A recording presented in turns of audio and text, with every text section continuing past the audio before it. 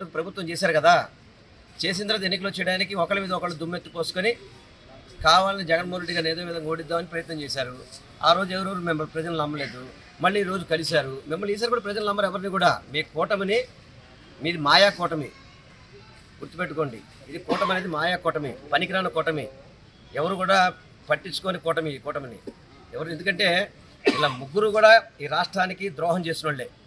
Bharatiya Janata party కానీ, జనసేన కానీ, తెలుగుదేశం కానీ ముగ్గురు కూడా ఈ రాష్ట్రాన్ని పూర్తిగా ముంచేసి ఈ రాష్ట్రానికి మంచి చేయకుండా ఈ రాష్ట్రాన్ని ఈ విధంగా మన అప్పులుబులో దించేసి ఈ రాష్ట్రాన్ని ఎంతో ఇబ్బంది పెట్టిన వ్యక్తులు. దాన్ని అంతా కూడా ఇప్పుడు జగన్మోహన్ రెడ్డి గారి గాడిలో పెట్టుకుంటూ ఒక పక్క ప్రజలకు మంచి చేసుకుంటూ, ఒక పక్క అభివృద్ధి చేసుకుంటూ, ఒక పక్క పరిపాలన కూడా చాలా ట్రాన్స్పరెంట్గా చేసుకుంటూ ఈరోజు ఆయన ముందుకెళ్తున్నాడు.